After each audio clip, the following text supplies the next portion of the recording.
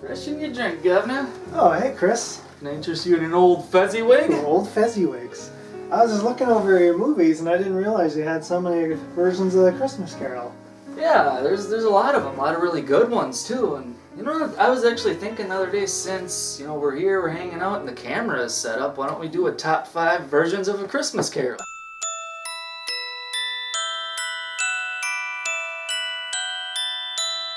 Charles Dickens' A Christmas Carol was first published in December of 1843.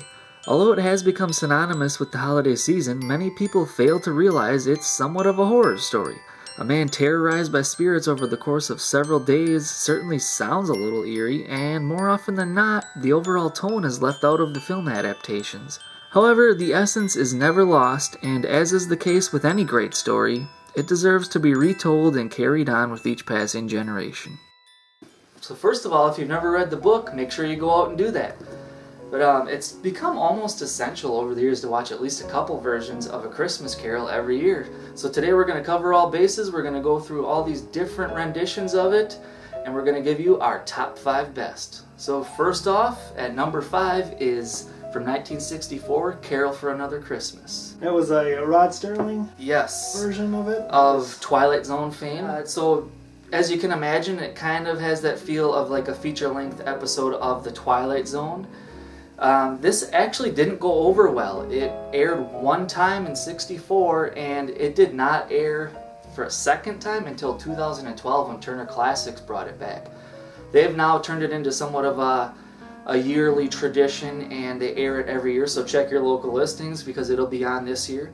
Apart from Rod Serling, it also has Peter Sellers, and it has music from Henry Mancini, who you may know from like Pink Panther, amongst other things. It's actually kind of a depiction of desolation caused by war. So these various spirits that visit the main character throughout the night show like a post-apocalyptic world. And you can kind of cut the tension with a knife through the first couple acts of this one. Once it gets to the end, when Peter Sellers' character, who is like a leader amongst a group of survivors, then you finally get your little bit of comic relief. Overall, it's a very cool lost film of sorts, and hopefully someday it'll get released on home video because it's only been shown 3 times in history, with a 4th time coming up. It's kind of a shame for something that Rod Serling worked on, guy who's kind of a genius. Especially with Peter Sellers. Yes. So, number 4, we're looking at 1951's version titled Scrooge. This is kind of the epitome of the classic ones. Some people consider this the greatest Christmas movie of all time, actually. It has a lot of really cool scenes that sort of depart from the original story. You get a little additional backstory where Marley and Scrooge actually sort of betray old Fezziwig himself. A little bit of a drawn out pace because of the additional scenes, but they do contribute to the film nicely.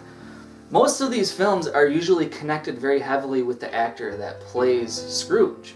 This one had Alastair Sim, who was actually known more so for his comedic roles, which is kind of interesting. This was maybe like the first time he actually departed from his typical brand of film and did something a little bit different. An interesting note on it too is that the DVD version of it actually in the bonus features includes the 1922 silent film Scrooge.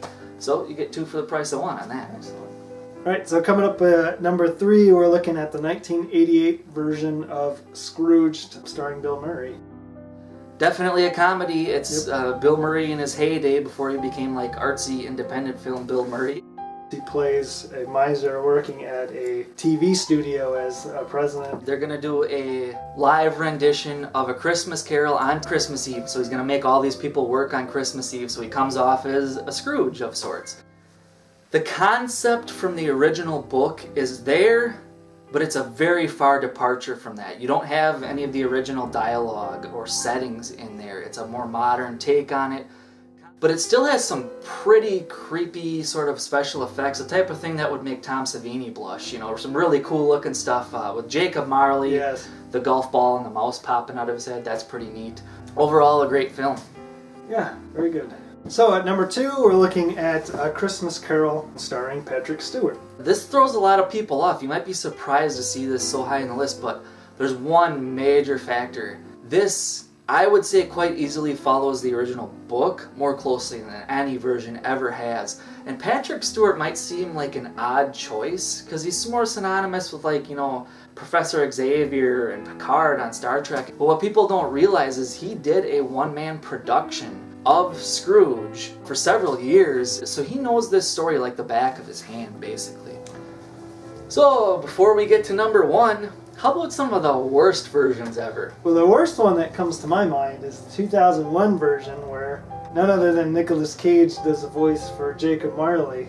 Yeah, although his role is brief as Jacob Marley, it's distractingly bad. The animation is terrible, but I think I can one-up you on that, because this one is actually somewhat of a rip-off of an earlier one from 1997 starring Tim Curry and Whoopi Goldberg. You'd think it'd be decent. Again, bad animation, and it's a musical.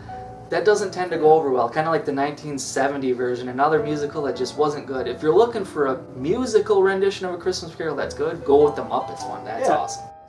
So for some honorable mentions here, one I would love to mention is the 1979 An American Christmas Carol starring Henry Winkler. It takes place in 1933 New Hampshire. One thing that's really cool is Henry Winkler, he played old, elderly Ebenezer Scrooge, and he also played young Ebenezer Scrooge, which is kind of a unique situation. You don't see much. Nice. I like the 1984 version starring George C. Scott. Yeah, it's hard to argue. Easily one of the better performances in that role. We talked about the old classic 1951 version. There were a couple that came before that. 1935 starring Seymour Hicks. And 1938 starring Reginald Owen, which is like the original American version of A Christmas Carol. Now it's time for number 1, and this might not come as a surprise to anybody, Mickey's Christmas Carol. For our generation, this is kind of the one that introduces us to this story, long before you realize it's a book or there are other versions of it out there. It's just that typical, beautiful looking Disney animation. It condenses the story. It's only like a half an hour long. Yeah, and it includes a lot of the Disney characters. Mickey, of course, and you got Goofy that plays Jacob Marley. Soundtrack is good. Voice acting is second to none. It gets a lot done in a short time, has that perfect blend of originality, comedy, and it still remains true to the original story. But thank you very much for watching The Real Bit Wars. Have a very happy holiday season. Merry Christmas. Merry Christmas, and God bless us, everyone. I'll drink to that. Cheers.